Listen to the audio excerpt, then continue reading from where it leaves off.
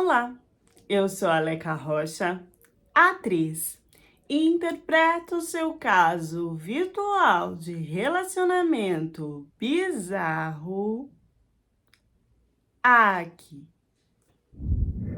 Seguidora que emprestou o nome para a história de hoje, muito obrigada, meu amor. Maria Cecília, idade 60 anos, herdeira. Importante dizer, eu como mulher negra, eu me sinto na obrigação de dizer que quando as histórias são da África, eu sinto um desejo, né, um exagero da parte carnal sobre o homem preto. Isso também existe muito na questão de quando se olha para uma mulher preta. Então, quando eu roteirizo, eu forço sim essa parte que a depoente teve, consciente ou inconsciente, sobre o desejo ser no homem preto, porque mesmo a gente falando de um golpe, de tudo que ela sofreu, essa parte também precisa ser refletida, né? Todos os lados têm inocentes, têm culpados. Estou aqui falando que por causa disso o cara é inocente. Não, não, não, não. Mas precisamos ficar de olho nesse exagero do desejo sobre o preto só pra ter uma relação. A história começa comigo já com 60 anos. Eu era casada, ok? Só que o meu marido, ele tinha 70 anos e estava acamado. E ele não foi um bom marido. Eu não sei hoje por que eu continuei com ele. Na época era um amor e era um amor doentio, porque esse cara ele sempre me maltratou desde que eu saí da igreja, já no carro, vindo para casa, eu sofri e outras coisas. Ele me forçou a outras coisas dentro do carro. E depois disso, eu fui assim uma doméstica para esse cara dentro de casa. Ele saía toda noite para beber, voltava muito louco e me usava de todas as formas que ele queria. Esse cara, ele não. O meu marido, ele não tinha amigos, ele não tinha família, ele não tinha ninguém que quisesse ficar perto dele. Cada vez que se tinha uma briga comigo, eu engravidava. Então eu tive um filho atrás do outro, além de tudo que ele fazia comigo depois de beber. Eu não sei por quê. Eu continuei cuidando dele e eu não quis me separar. Então ele estava num momento que ele estava praticamente vegetando na cama e era eu a única pessoa que tinha para cuidar dele. Quando eu me enjoava disso, eu contratava uma enfermeira, alguém para ficar lá cuidando dele, porque a minha rotina, ela era muito maçante, era muito triste. Eu não tinha por onde viver. E eu não vivi também o tempo que eu estava casada com ele, porque era um filho atrás do outro. E esses filhos também não quiseram cuidar do pai. Se afastaram de mim. A gente tinha contato por telefone e tal, mas quando eu tocava no nome do pai, ninguém queria saber, ninguém queria ajudar. Pelo menos financeiramente, eles me mandavam sim dinheiro para ajudar. Coisa que eu não precisava, porque independente disso, eu sempre tive uma família que tinha dinheiro, eu me formei, eu tinha dinheiro guardado, então assim, condição financeira nunca foi um problema para mim. Então os meus filhos me mandavam dinheiro e eu ficava assim, gente, eu não preciso disso, entendeu? Não é isso, na verdade, eu precisava da parte psicológica, ou então deles ajudarem o pai, mas eles não aceitavam o que o pai tinha feito comigo e com eles durante todo o tempo do casamento. Eu fui a única pessoa que consegui perdoar, mas nesse momento que ele estava acamado, eu senti que era um pouco de tempo da minha vida que eu tinha para viver, para fazer alguma coisa, e é isso que eu fui fazer. Só que de uma forma errada, né? Eu meio que tinha que desgastar, liberar tudo isso. Eu sentia que energeticamente, cada vez que eu conversava com um cara, em bate-papo, online, e marcava de sair com esse cara, e tinha uma noite maravilhosa com esse cara, eu tava liberando tudo aquilo que eu queria ter feito, porque eu casei vivo com meu marido, só ele me usou e da pior forma, eu não tinha experiência com outros homens, e eu achei que isso era uma válvula de escape nesse momento, então eu pagava uma enfermeira, saía à noite com o cara, mas era assim, oi, tchau, eu não queria ter o contato, porque pra mim ter a continuidade com esses caras esses caras iriam virar o que o meu marido virou e o que ele fez comigo. Então, acabou assim tudo. Eu nem queria dormir com o cara, entendeu? Eu pegava as minhas coisas e ia embora. Muitos até se assustavam, porque eu comecei a fazer isso já com os meus 50, né? Aos 60 já era mais fácil porque nenhum cara, na verdade, queria uma mulher de 60 anos. Era muito difícil. Muitos tinham desejo, ou então, ok, né? Tá ali livre, vamos. Mas era só pra isso. Então já era automático meu levantar e ir embora, não olhar mais pra cara do cara e me sentir bem desse jeito. Eu tinha problemas com a minha parte física, eu não me enxergava como eu era. Eu cheguei a fazer 2 bariátricas porque eu achava que eu sempre estava engordando. Tinha, assim, cirurgias plásticas e procedimentos estéticos que não paravam porque eu não me sentia bem. Mas depois que eu fazia, eu me sentia uma pessoa renovada. Muitos falavam que eu tinha 35 anos e não 60. E eu gostava de estar nessa essência da juventude. Conversas online eu sempre era muito clara e objetiva. Oi, oi, quer um lance? Vamos rápido para esse romance, porque eu tenho obrigações com o meu marido, eu tenho obrigações na minha vida. E beijo e tchau, querido. Tá tudo certo. Foi bom, não foi bom? Acabou. Até que o Benga me deu oi. Benga, idade, 30 anos, segurança. Quando o Benga me deu oi, eu já senti no âmago do meu ser que ali alguma coisa ia acontecer e mudar na minha vida. Era como se as minhas cordas vocais, como se os meus órgãos tremessem e vibrassem por esse macho. Eu me segurava para responder ele de uma forma direta e fria, porque ao mesmo tempo que eu queria experimentar o Benga, eu também queria fugir. Eu sabia que seria só uma noite, que eu não poderia ficar me conectada com aquilo. O Benga tinha 2 metros de altura e a proporção de um colchão na largura. Se ele quisesse fazer alguma coisa de ruim comigo, nessa continuidade que eu desejava dar com ele, a coisa ia ficar feia. Eu tinha medo disso acontecer, porque a única experiência que eu tinha era com o meu marido, que acabou comigo fisicamente e emocionalmente. Mas o Benga, será que ele podia ser diferente? O Benga era a cara do Will Smith, mas quando ele estava fisicamente caracterizado como aquele personagem que ele fez no MIB, Os Homens de Preto, aquele terno preto, óculos escuro, e não precisava daquele aparelhinho para que eu perdesse a memória, não. Ele era muito bonitão, só de olhar eu já ficava hipnotizada. Ele era a segurança de uma balada. E eu olhava para ele e eu já me sentia muito protegida. Era um charme, um molho. Era um negão de tirar o chapéu. Então, o primeiro oi foi oi, oi. E ele já soltou: eu tenho loucura por senhoras, por mulheres mais velhas. E eu coloquei: então vamos se ver. E ele: vamos. E eu: onde? E ele: você pode passar aqui no meu trabalho depois do expediente e a gente se encontra.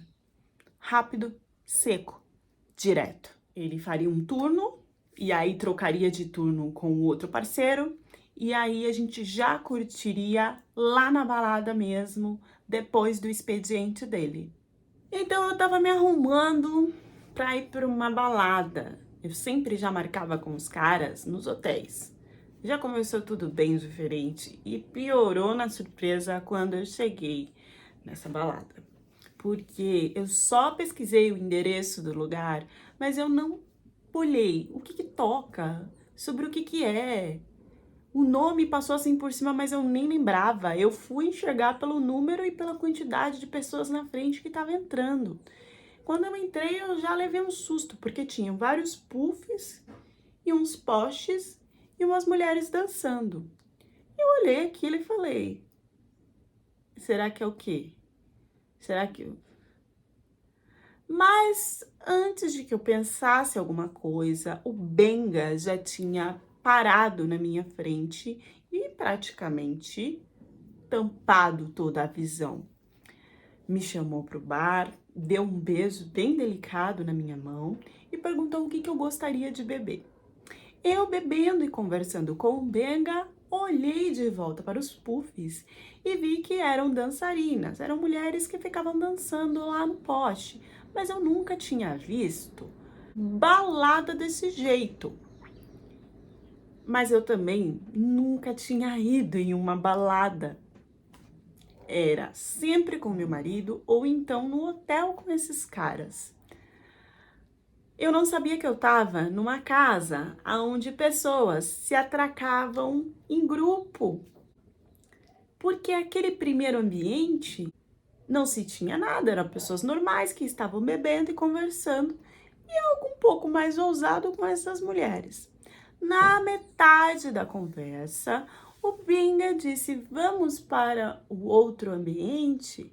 Eu não tinha noção da onde que eu estava indo. Quando eu vi, eram portinhas, tinham salinhas e você podia assistir, porque já chegavam os grupos combinados e em alguns lugares você podia participar. Eu levei um susto porque eu não sabia dessa parte como que era.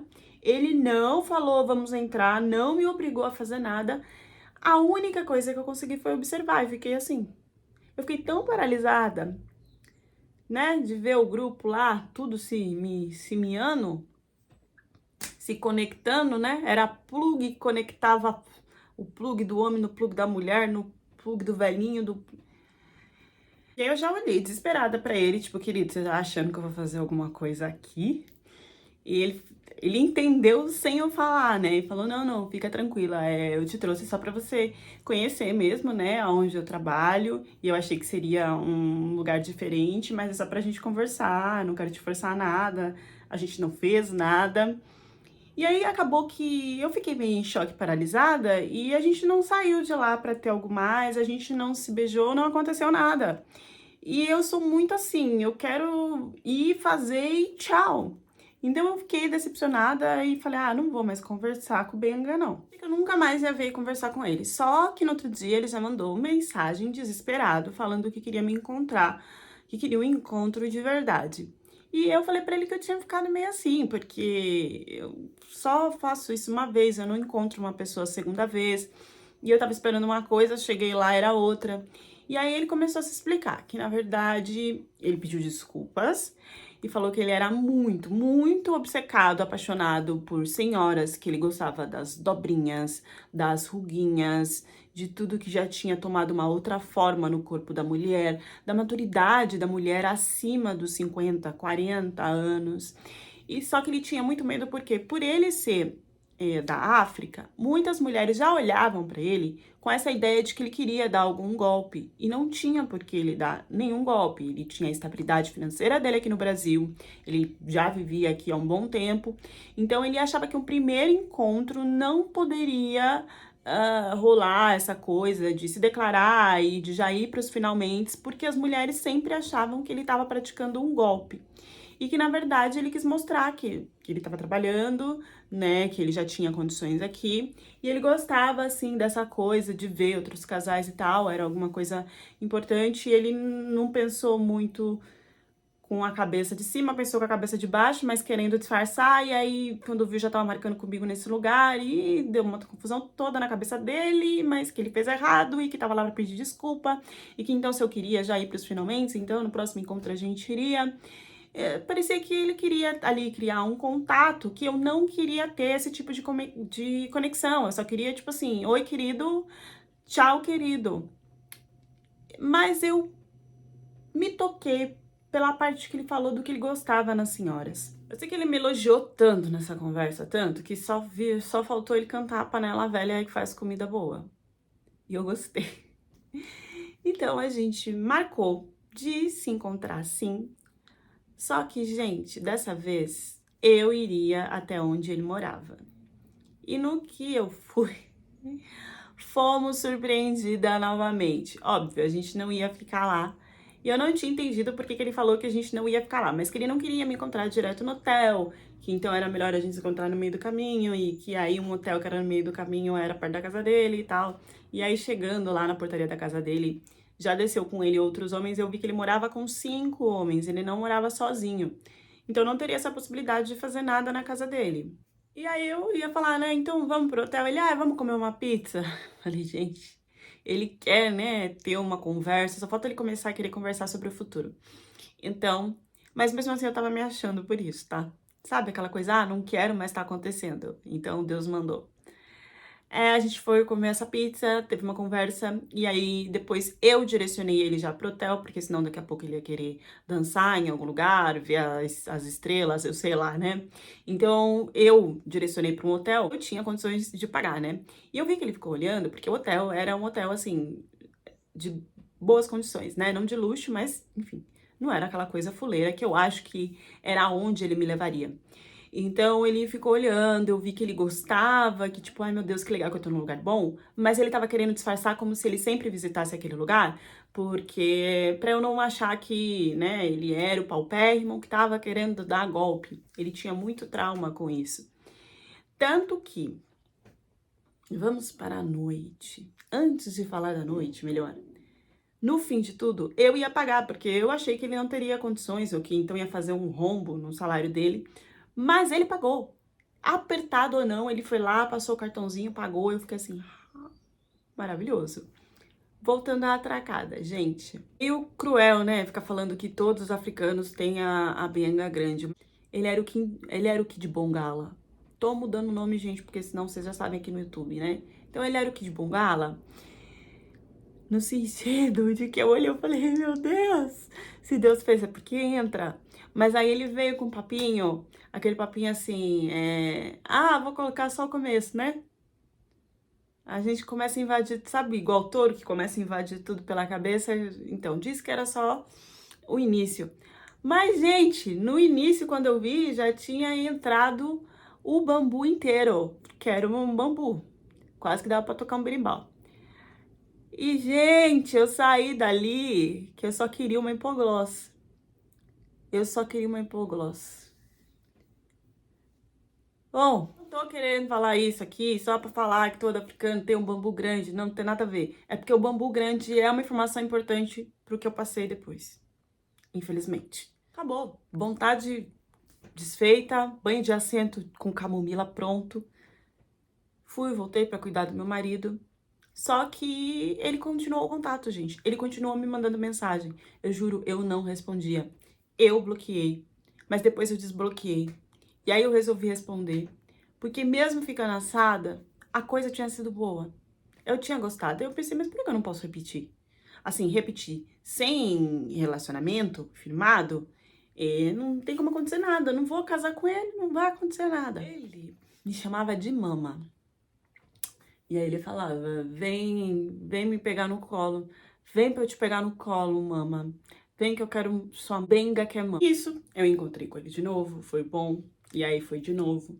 E aí, quando eu vi, ele já tava abrindo os problemas dele, eu já tava abrindo os meus problemas. Quando eu vi, ele tava carregando coisa pra mim na feira ou no mercado pra levar pra minha casa, tava ajudando a arrumar, a limpar minha casa, arrumando a torneira, o chuveiro que quebrou. Quando eu vi, ele tava me ajudando a carregar o meu marido para cuidar. E isso, ele não me pediu nada, ele não exigia nada. A gente tinha uma relação super tranquila. Eu não queria firmar relacionamento porque eu tinha trauma, e acho que ele não queria isso porque eu era uma mulher mais velha. Então, tava tudo certo. Eu nunca achei que eu fosse encontrar uma pessoa que encaixasse tanto na minha vida. Eu lembro que teve um momento que meu marido ficou muito, muito ruim, e quem me ajudou todos os dias foi o Benga. Ele fez isso até o último respiro do meu marido. Eu sou muito grata a ele, porque era muito difícil cuidar daquele homem que tinha feito tanto mal pra mim.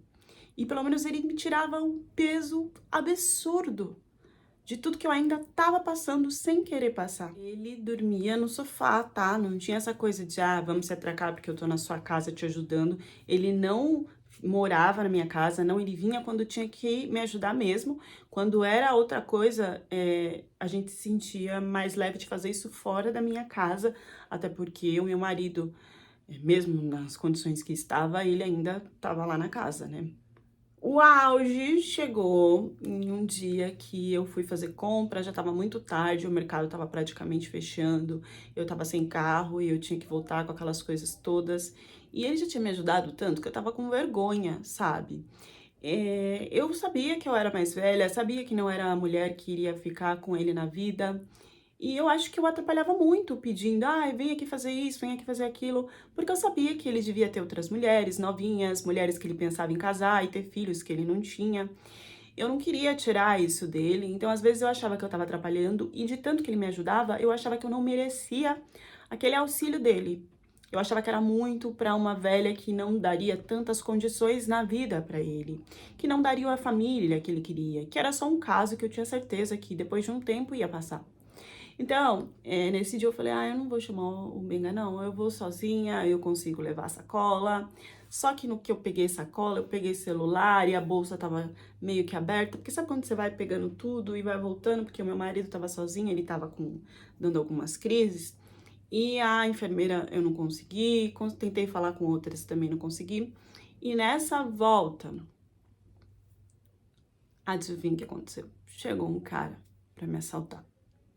Ele não queria só me assaltar, parecia que ele queria me levar junto, que queria tirar dinheiro do banco. Gente, eu tinha, assim, muito dinheiro, tá? Tanto das coisas do meu marido, que era eu que direcionava, como da minha família que me dava, como que eu ganhei profissionalmente. E aquilo foi vindo na minha cabeça. Eu falei, se o moço pedir aqui os cartões e as coisas, ele vai zerar tudo. E sei lá o que que ele vai fazer comigo. Ele vai ver que eu tenho dinheiro, é capaz de me prender para procurar a família para mais alguém, pra conseguir mais dinheiro. E eu tava ali desesperada, porque eu não pensava em deixar essas coisas em casa, tava com tudo comigo na bolsa. Foi horrível e eu não sei como, juro, eu não falei pro Benga onde que eu tinha ido, nem pra ele me buscar. Eu não tinha mandado mensagem pra ele desde a parte da tarde, porque eu tava muito ocupada. Eu não sei como esse moço me apareceu lá. Ele apareceu na hora e no que ele chegou, o cara simplesmente saiu correndo sem levar nada. Ele me salvou de uma situação que a minha vida ia pro fundo do poço. Eu não sabia como agradecer ele. E ele brigando, todo preocupado, que eu devia ter avisado ele que ele estava ali para me ajudar, que eu tinha que ligar toda vez que eu estava na rua sozinha, que ele não me queria sozinha na rua. Eu não conseguia entender que aquele homem realmente queria ficar comigo, que queria me proteger, que queria me dar coisas boas. Mas depois disso eu fui me abrindo para ele. Até porque logo depois o meu marido veio a perder a vida e ele me ajudou no enterro, ele me ajudou em tudo, ele não saía do meu lado e ele não me pedia R$ 1. Ele respeitava quando eu queria ter as relações, quando eu não queria, quando eu queria ele perto ou não. Eu contei de todo o meu trauma para ele, ele me ajudou com muitas coisas. Eu não sei como é que esse homem se transformou da água pro vinho. Talvez, será que foi a mudança de país, a mudança de clima, ele achar que tinha mais pertencimento no país dele? Porque aí a nossa conexão, a gente foi virando uma coisa, principalmente depois que meu marido partiu, que parecia que para eu esquecer, porque olha que estranho, eu fiquei triste. Mesmo com tudo de ruim que o meu marido tinha feito comigo, eu fiquei triste dele ter ido embora. Depois de um tempo, né, a gente foi se aproximando.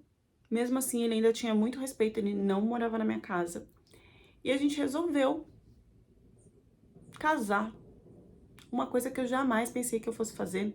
Como eu ainda tinha medo, ele propôs só da gente fazer um noivado, uma cerimônia, para que firmasse que a gente estava junto. E ele ainda propôs que o melhor para eu espairecer, porque mesmo depois de 4 meses eu ainda estava mal, depois de 5 meses eu ainda estava mal, era de se fazer uma viagem. A gente podia fazer tipo uma viagem de lua de mel.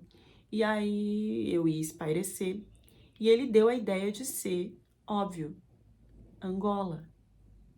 Porque aí ele ia revisitar a família dele, iria me apresentar e a gente selaria uma cerimônia lá nas raízes dele. E aí, óbvio, entrou meu dinheiro. Aí ele não tinha condições, fazia muitos anos que ele estava sem ver a família, então seria um presente que eu daria para ele depois de tudo que esse homem fez por mim, tá? E ele ficou 1 ano comigo. 1 ano fazendo tudo que eu precisava, sem cobrar nada. Eu não via como algo ruim levar ele novamente até a família dele para matar a saudade. E nós fomos, eu organizei tudo, nós fomos para Angola.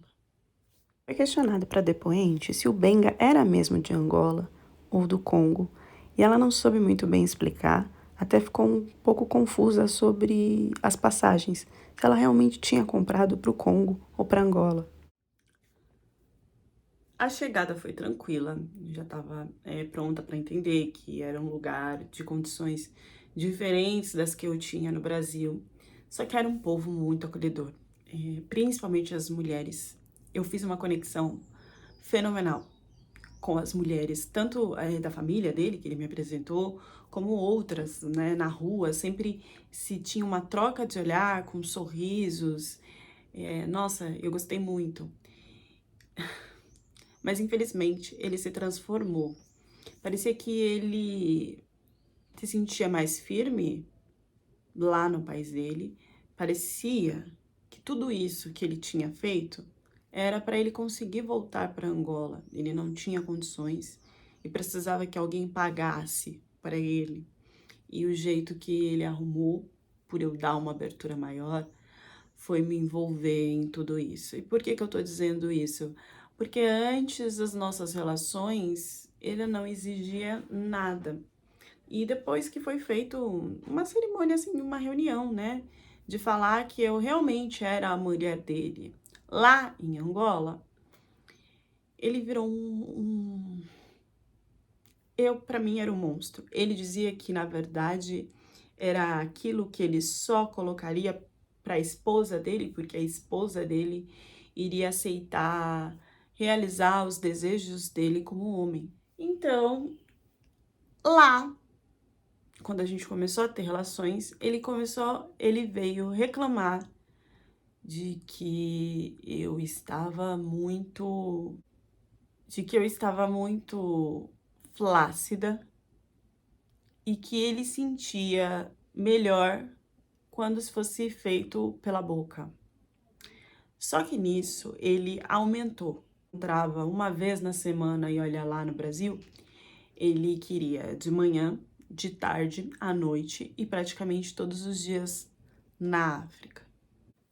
E eu falando pra ele que eu não ia dar conta disso. Ele falando que se ele tinha me escolhido para ser a parceira dele, então eu iria dar conta até a minha vida acabar. Então que se isso acabasse com a minha vida, não seria problema para ele. Porque ele era a Nifon, aí falou, né, que é aquela pessoa que sempre tem desejo de ter muitas e muitas relações de várias formas, enfim. E um belo dia ele trouxe outros para também entrar na situação. Eu percebi um desejo estranho nesses outros e tanto nele, por ser uma mulher mais velha, mas por ser uma coisa bizarra e instigante. No que ele trouxe outros, ele simplesmente forçou, né? Me forçou em vários lugares.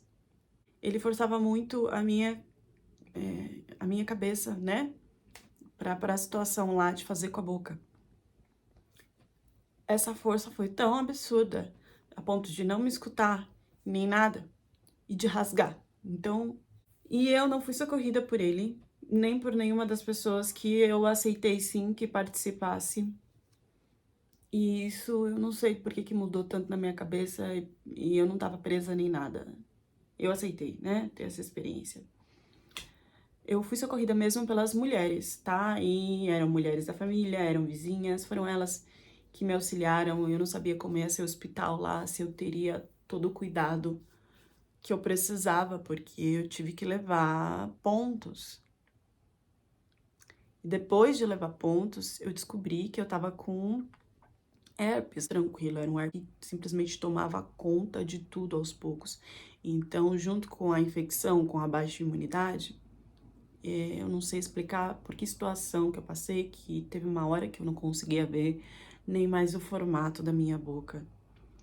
E aí eu vou falar pra vocês, né, que eu tive uma cura, que com certeza veio de Deus, e que com certeza veio das mulheres que me ajudaram nesse lugar, porque não era só remédio, né, se tinha lá as orações, as coisas que eles intuíam, tinha a parte da natureza, que também auxiliava, né, chás, bebidas, enfim, eu não lembro tudo que elas fizeram, mas elas se propuseram a estar a ter essa disposição de cuidar de mim. Porque ele, depois que isso aconteceu, ele simplesmente foi buscar uma mulher lá em Angola. Porque assim, gente, não tinha nada no papel, né? Foi só uma cerimônia, uma reunião. Ele foi atrás de outras mulheres e, tipo assim, você não serve mais? Ah, cortou, desculpa, foi na força, no embate. Eu fiquei com medo de que alguma coisa acontecesse, então eu também confirmei que foi na força e no embate. Mas foi numa força e no embate que eu pedi várias vezes pra ele parar e ele não parou. Então eu agradeço muito o acolhimento que eu tive até voltar pro Brasil, porque assim, depois disso, gente, ele não tava mais nem aí pra mim. Ele não queria saber se eu tava bem, se eu ia voltar, se eu não ia voltar. Ele não queria voltar pro Brasil, ficou muito na cara de que ele só queria alguém pra que ele voltasse pro país dele mesmo. E quando eu voltei, assim, sabe, as marcas e a questão de que sempre que, quando emocionalmente eu tô mal, eu tenho esse herpes que ele é mais potente, né, o último, é o mais grave, é uma coisa que eu fico muito feia, todo mundo fica olhando, eu não consigo sair na rua. Desculpa se ficou muito rápido esse fim, mas eu não consegui contar tudo, eu não consegui dar muitos dados, porque é uma coisa que me afeta muito toda vez que eu tenho, né, o vírus. Eu lembro do que aconteceu comigo.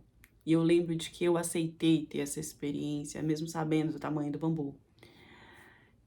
Mas eu pensei que ele ia ser cuidadoso como era das outras vezes comigo, e não, né? Lá ele era um outro homem. Era um homem muito mais carnal. Ele não se despediu de mim. Eu tive ajuda só da família, das mulheres, né? Nem de homem. Ele não se despediu de mim. Eu me tratei sozinha, eu voltei sozinha. E eu tô aqui pra contar pra vocês entenderem que às vezes, infelizmente, o homem só pensa com a cabeça de baixo. Muitas vezes a gente foge do trauma que a gente tem e acabamos dando de cara com ele de novo. Porque o medo, ele faz com que a gente bloqueie, mas também cria um buraco dentro da gente que pode ser preenchido por sentimentos e por coisas que às vezes não são reais. Gente, o preservativo ele é feito para essas coisas também feitas pela boca, tá? Todas as coisas, não é só na hora de plugar. Reflexão, eu escuto muito, né?